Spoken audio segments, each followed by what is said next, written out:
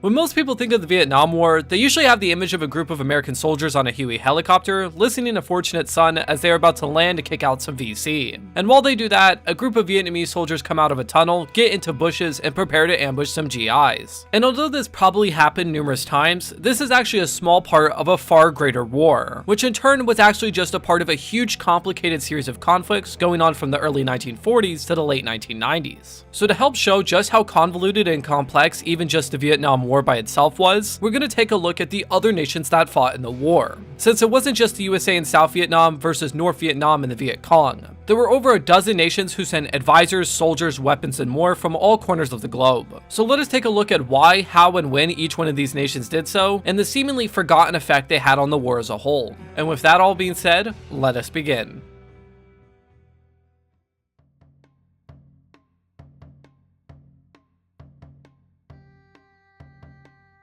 Before I get into each nation, I want to give a quick introduction to how the Vietnam War began, just as a reference for later on. So after the end of World War II, the northern half of Vietnam and Laos were liberated by communist-leaning rebels called the Viet Minh, headed by a scholar named Ho Chi Minh. However, just as the Viet Minh declared Vietnam independent from the French, which owned the Vietnam pre-war, they returned to their colony and retook control. The Viet Minh, outraged, launched a guerrilla war against the French for independence, which lasted 8 years. And after a horrific defeat at a fort called Dien Bien Phu in May 1954, the French finally gave Vietnam independence. However, as the main revolt was in the north, they split the country in two in 1955. The northern half would be the Democratic Republic of Vietnam and would be strictly communist under the rule of Ho Chi Minh. And the south would be the Republic of Vietnam, which would be strictly capitalist. Now note, I did not say democratic, since it was a semi-dictatorship under a controversial politician named Ngo Dinh Diem. This and the factors of leftover Viet Minh units being left in the country and propaganda by the north led to a communist insurgency ramping up in the south in the late 1950s. This would lead to a north-backed liberation organization being formed called the Viet Cong, which would start a full-out war on the South in 1960. The USA then started to enter the conflict the next year, sending weapons, vehicles, and advisors to the South. And as they did that, the semi-dictatorship of the South started to lose a lot of popularity, and there was a fear that there would either be an internal civil war or the population would join the Viet Cong. So the USA backed a coup against Diem in 1963, and the country then just became military-ran. At this point, the USA was now deeply involved in the conflict, losing nearly 1,000 men by 1964.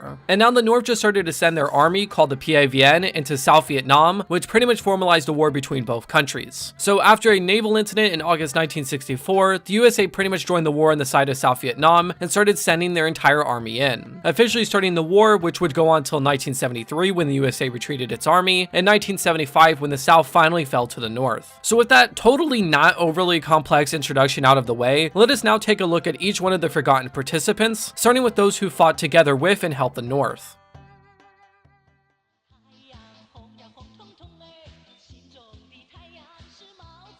Communist China fully kicked out the nationalists off mainland China in December 1949, and Communist China's leader, Mao Zedong, now proclaimed that he would support any communist uprisings in Asia. The first of these would be giving support to the Viet Minh against the French in January 1950. The Chinese originally sent 250 advisors and a couple of shipments of medical and weapon aid, but this was expanded as the war against the French expanded in scale. So by the end of the First War, the Chinese had sent over 1,000 advisors and over $43 billion in weapons and medical aid. On top of that, Chinese commanders trained at least 15,000 troops, including 2 entire divisions which were sent to China. To make it simple, China was the biggest supporter to the Viet Minh at this time and was essential to their victory. In the time between the wars, China would continue to train and send support to the PAVN and North Vietnam as a whole. But as the war with the USA really began in late 1964 and early 1965, the Chinese were a lot more hesitant to support it as they did in the First War because they didn't want to seem as an enemy of the United States. But eventually Mao agreed to send 2 types of units in the spring and summer of 1965. The first was road and railroad repair divisions, totaling over 110,000 men. These men would only repair bombed railroads and roads, while also building some infrastructure projects for both civilian and military use. And the second was a quote-unquote volunteer force, you're going to see a lot of that in this video, of about 30,000 men who would only man anti-aircraft guns and naval defenses within the territory of North Vietnam. But outside of units, China would restart their military support, sending tons of weapons and medical aid to the PAVN and the Viet Cong, remaining the biggest military supplier out of any nation in North Vietnam, with the second biggest being the Soviet Union. When the war reached its peak from 1967 to 1972, China did send some combat advisors, sending around 1,000 that would be attached to PAVN units in high command. But there really wasn't any true major combat between US and Chinese forces, except for a few raids on anti-air bases, though their full extent on this front is not fully known. However, starting as early as 1969, China and North Vietnam started to have a falling out, since China and the Soviet Union had its own split going back to the 1950s. This was originally good for North Vietnam as both countries competed for aid, but by 1970 it turned to an annoyance as arguments began between Mao and the Vietnamese high command. This would continue to evolve in the next 3 years as the Chinese started to drop off their aid and the North Vietnamese then began to rely solely upon the Soviet Union. And after the war's end in 1975, Chinese and Vietnamese relations quickly devolved into a point of full-out war in 1979.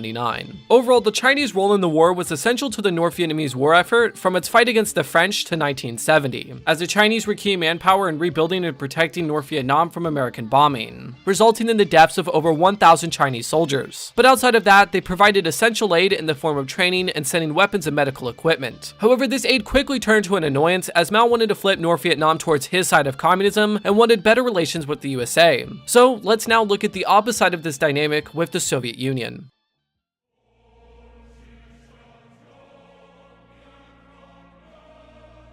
Soviet aid to the Viet Minh started in 1952, but originally Ho Chi Minh asked Stalin in person if he could get aid in early 1950, to which he said no since that was now Mao's job. But sometime in 1952, Stalin would start sending weapons, most infamously the Katyusha rocket launcher, which would be used to great effect during the Battle of Dien Bien Phu. That being said, I've not really found much about the Soviet role in the First War, but it seems that the Soviets only stepped in when the USA started supporting the French. It was one of the key players in the peace conferences. In the period between the wars, the Soviets stepped up their support to the country by sending hundreds of pilots and a couple dozen aircraft to help train and build up the North Vietnamese Air Force and their airlines. This was seemingly to try to prevent Mao from fully taking over the country, as Mao never focused on air support. And by 1960 and 1964, the Soviets started to directly help in combat operations, transporting PAVN units across both Vietnams and Laos, and possibly helping in a few airborne operations. And when war with the USA fully began in 1965, Ho Chi Minh sent diplomats to meet with the Soviet leader Leonid Brezhnev to get complete military support, which he instantly agreed to. So the Soviets then sent in thousands of anti-aircraft guns, along with hundreds of specialists to operate them. Also in these shipments were aircraft such as the MiG-21 and tanks such as the T-55. And by the end of 1967, the Soviets had sent nearly 8,000 advisors and anti-aircraft operators to North Vietnam. And as the anti-aircraft weapons and their crewmen were far superior and experienced than China's, they became the most preferred supported by the Vietnamese. But around 1966 saw Soviet pilots also arrive in North Vietnam. They officially were just there to train and repair aircraft, but unofficially were probably flying missions against the USA. This has never been fully confirmed, but according to Soviet records, the pilots shot down at least 2 American planes during the war, and American pilots reported hearing Soviet pilot radio chatter off and on during missions. Either way, by 1973, the Soviets had sent nearly 10,000 men to Vietnam and was doing constant reconnaissance flights and sails near American troops to relay the info to the North Vietnamese, and was at this time the far more trusted and preferred way of getting weapons than the Chinese. Overall, the Soviet role in the war was not as extensive as China's, but was essential to the defense of North Vietnamese territory. The air force of the country would probably be an inefficient wreck without the training and supply from the Soviets, which at times did keep the USA from getting complete victories. That being said, officially, 16 Soviets died during the war, most of which dying from sickness, with a handful dying in accidents. So with those two opposing giants out of the way, let us get into some of the smaller countries that still had some kind of on-the-ground presence in the war.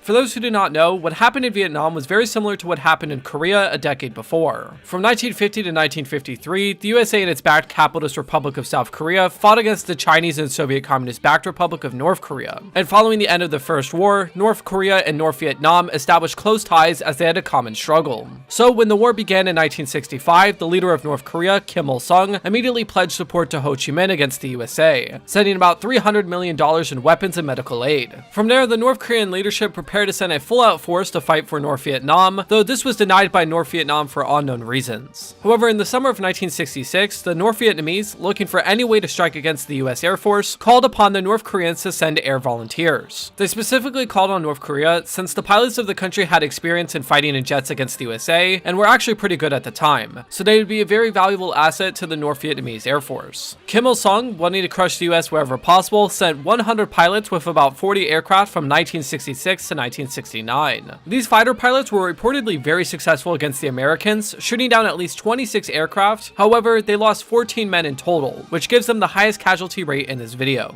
Also to be noted is that when South Korea went full into the conflict, North Korea sent spies on both sides of the border to study and try to quote-unquote demoralize them. That being said, the number of spies sent and any other major extent of the North Korean role in the war is not fully known, as it's never been released. Overall, the North Korean role in the war was very impressive given North Korea's isolation, though it had little to no impact on the war, as shown by South Korea's role, which was way more significant. Either way, a really interesting part of the conflict that never gets talked about.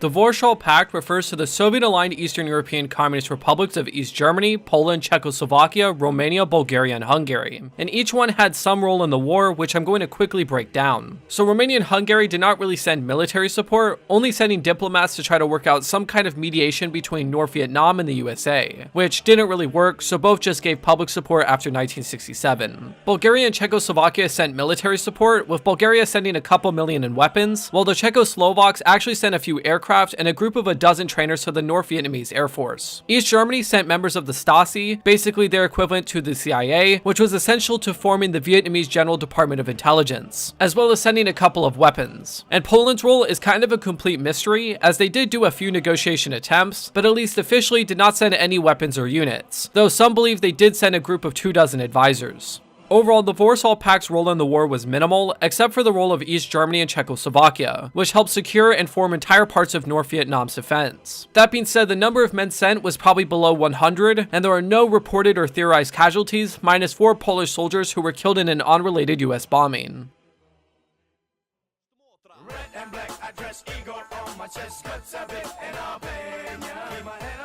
Albania was a very weird player in the Cold War as a whole, first aligning with the Soviet Union till 1961, when the leader of communist Albania, Enver Hoxha, saw the Soviets as betrayers and ditched them. From there, the country went towards China, but when Mao met US President Richard Nixon in 1971, Hoxha also saw them as a traitor, so he ditched them too. That being said, during the Vietnam War, Hoxha ordered the military to send a small force to get info about the war and to study the USA's techniques. So 12 men were sent in 1966, 9 being intelligence officers and 3 being engineers.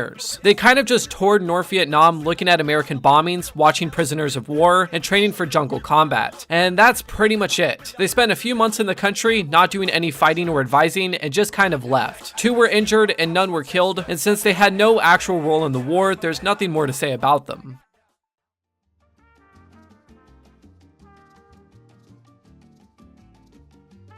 Cuba's role in the Vietnam War is one of the biggest mysteries of the entire conflict, but before getting into that, we need to briefly understand Cuba's role in the Cold War. So in 1959, Cuba had a communist revolution led by Fidel Castro, and soon after that, the USA and Cuba absolutely hated each other, resulting in the USA trying to invade Cuba in 1961, which failed, and then just trying to kill Castro, which failed 638 times. And by 1962, the country just fell completely under Soviet protection and influence, and although the CIA did continue to try to overthrow it, the country would remain stable. So after this, Cuba would send thousands of its own soldiers to fight in conflicts around the world, and by around the world, I mean around the world, sending nearly 50,000 men to African countries such as Angola and Ethiopia, and sending over 10,000 men to fight in Middle Eastern countries such as Syria and Yemen. I'll put on screen just how many nations they fought in, but overall, Cuba was kind of a third force in the Cold War. That being said, when it comes to Vietnam, its role is completely unknown. The official story by the Cuban government is that they sent North Vietnam tons of weapons, a few advisors and medical teams, but nothing more. However, the unofficial official story is that there was a group of Cuban volunteers who joined a Viet Cong unit called the 361st Giron Battalion from 1964 onwards. That being said, I found little to no information about this battalion, other than it got its name from Giron Beach in Cuba, which is where the Cuban army held off the failed American invasion. Now, it could be a misunderstanding or a mistranslation, instead meaning that Fidel Castro called that unit's victory similar to that in Giron instead of a force being Cuban. But the most interesting story story is the unofficial one, and that is the one coming from American prisoners of war. So dozens of American prisoners of war, including presidential candidate John McCain and numerous generals under oath, have said that there were at least 3 Cubans involved in the torturing of POWs in a few camps in North Vietnam. The main one, being nicknamed Fidel due to his appearance, reportedly broke the teeth of numerous POWs and had a very in-depth knowledge of American culture. And this testimony has been reported and constantly repeated by POWs since at least 1977. However, there's no solid evidence. Either way, we probably will never know Cuba's true extent in the war, as little to no records about the inner workings of Cuba itself has ever been released. So now that we looked at all the states that backed the North Vietnamese, now let us take a look at all the states that backed the Americans in the South. And these nations actually went full in.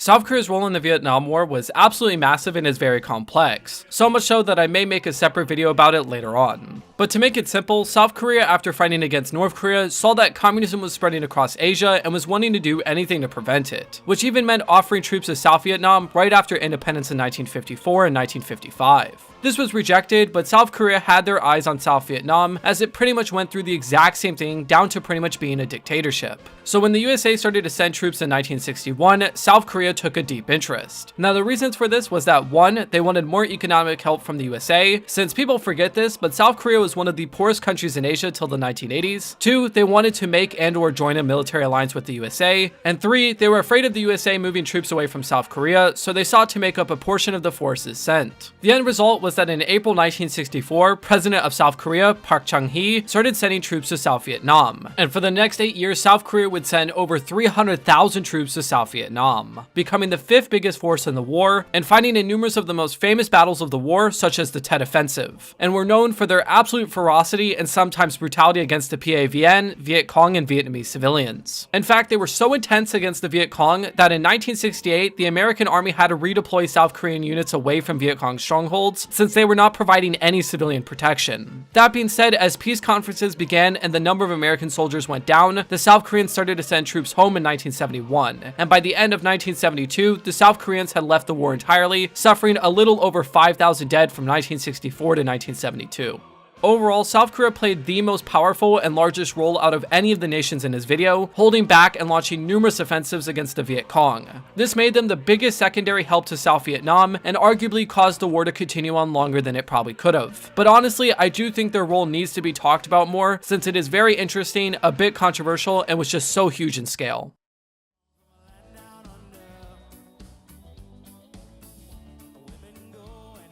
Australia and New Zealand had their own fight against communism in Southeast Asia going as far back as 1948, when they helped the British in defeating the MNLA in Malaysia. And in the Korean War, they fought with the USA, sending over 20,000 troops with a 10% casualty rate. But most importantly to our story, in 1951, both countries joined a military alliance with the USA called ANZUS, which turned the countries from both being under British foreign influence to American. However, neither country really had any role in Vietnam till 1962. When the USA started to send soldiers to South Vietnam in 1961 and 1962, they looked for any help they could get to bolster their forces. So they used ANZUS to get around 100 advisor troops from Australia and New Zealand. Both nations were completely fine with this, thinking that they would get better trade and funding from the USA, so both started their involvement in 1962 and 1963 respectively. However, the war quickly intensified, and by early 1965, the USA asked both nations to start sending full-out combat units, and Australia's Prime Minister, Robert Menzies, instantly accepted in April, sending 50,000 troops over the next 3 years. However, New Zealand was a lot more hesitant to commit, with its Prime Minister, Keith Holyoake, seeing the war as a lose-lose, as both Vietnams did not have true democracy. But by July, he committed a small amount of around 1,000 troops. For the next 5 years, both nations sent more troops and participated in some extremely intense battles, such as the Battle of Long Tan and the Battle of Ba Ria. That being said, the only major part both nations had was running a region called Phuoc Toi, which wasn't too dangerous, but did see a good number of Viet Cong activity. In 1970, the opposition and large parts of the public in Australia signed a petition saying to end the country's role in the war. And as the USA was starting to retreat, Australia fully called back its forces in late 1971. New Zealand also by this point had mass protests against the war and left by the end of 1972. Overall, the Australians and Kiwis were not as massive to the effort as South Korea was, but they were a lot more focused on strategic attacks while taking off some of the weight from the USA. The Australians suffered 540 killed and the Kiwis suffered 37. So just like the other side, let's now take a look at some of the smaller nations who fought with the USA.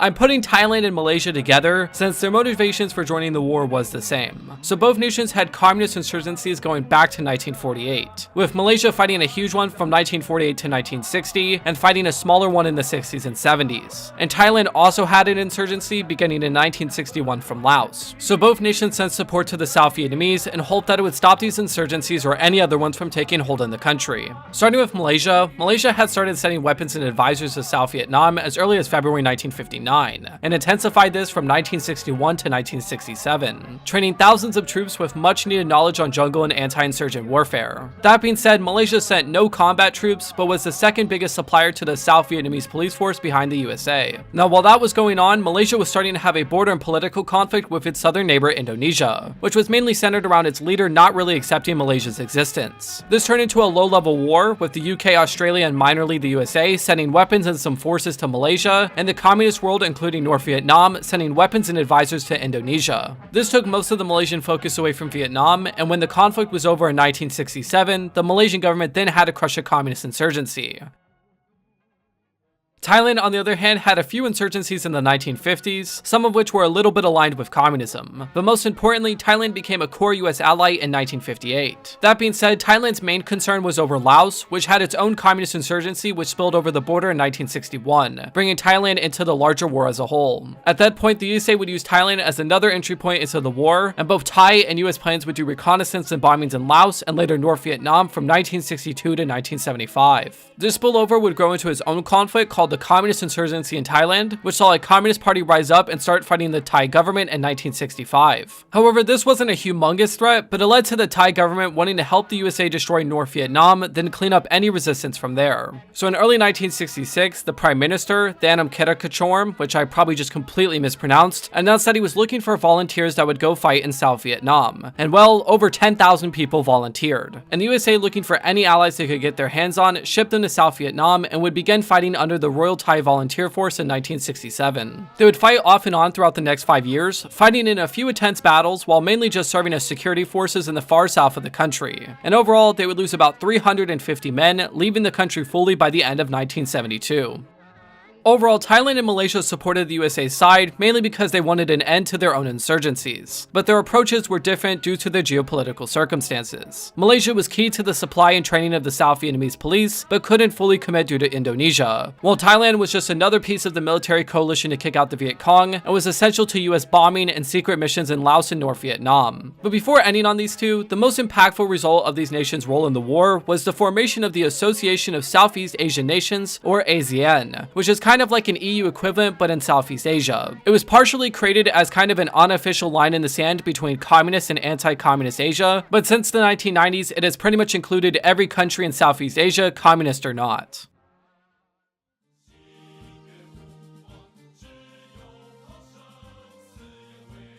When the Kuomintang was forced off the mainland in 1949 and 1950, they then ended up only on the island of Taiwan, where they would fully make the Republic of China, or just known as Taiwan. But for the rest of the 1950s, they actually plotted to launch an invasion back on the mainland and look to back any enemies of communist China and its allies. In 1960, President Diem visited Taiwan and asked his leader Chiang Kai-shek for some advisors and overall help dealing with the Viet Cong. Chiang agreed and sent a military general named Wang Sheng with 7 advisors to train the South Vietnamese army and to increase propaganda against the communists. On top of this, Chiang agreed to send weapons to South Vietnam, and with the help of the CIA, sent volunteers to pilot planes to airdrop South Vietnamese troops over Viet Cong territory. Outside of that, Taiwan's role in the Vietnam War is kind of unknown or just super secondary. Taiwan was a huge base for US troops going to Vietnam, being kind of essential to the movement of forces into the country. They would send a few more advisors, some of which would be captured by North Vietnam, though their full roles are not really known. Interestingly, President Diem did also try to request a full Taiwanese force into the country, totaling over 10,000 men. However, this was rejected by the CIA to prevent communist China from fully entering the war. Overall, Taiwan suffered 25 dead and 17 captured, all of which were volunteer pilots who were shot down over both sides of the border.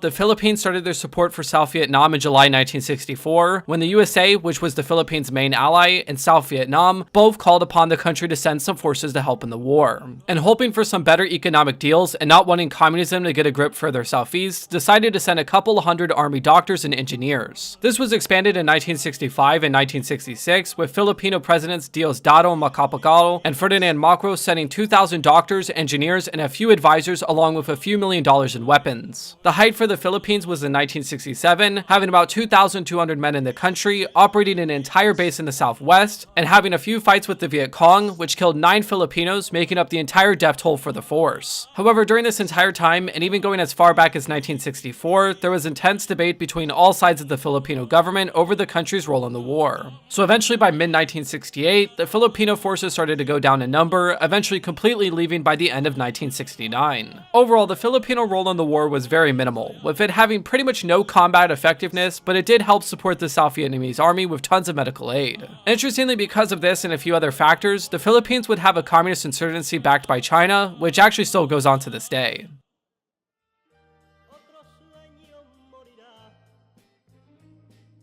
So for the final and probably weirdest nation in this video, Spain collapsed into a civil war from 1936 to 1939. This was a war between the nationalists and the republicans, which the last of the two had tons of communists. Eventually, the nationalists won and their dictator Francisco Franco would lead the country for the next 35 years. Now during World War II and a few years after, Spain was isolated because of Franco's relationship with some, let's just say, sus leaders. And Franco kind of started massacring anyone suspected or who was once a communist. However, by the early 1950s, communism became the United States' main threat, so they reopened relations and started to fully work together, with the USA actually putting military bases in Spain. So as kind of a way to pay back the USA while fighting communism at every opportunity, a military general named Munoz Grandes told Franco to start sending forces to Vietnam in hopes to get a full military alliance with the USA. And Franco, crazy enough, agreed, though he said that it would have to be in complete secret. So in 1966, he sent 12 doctors to a city called Gokong. The number of doctors sent would increase in size over the next couple of years, sending nearly 100 from 1967 to 1971, and was a general hospital operating on soldiers and civilians. And they were so well praised that a bridge was named after them, though I could not find which one or its name. However, by late 1971, the doctors packed their stuff and went home once again in complete secret. In fact, this entire operation was so secretive that it was only revealed in 2005. Pretty crazy story, and as they had no real combat role, there's nothing more to say about them. So with all these nations out of the way, let us get into a general conclusion on the impact of these countries and their legacy.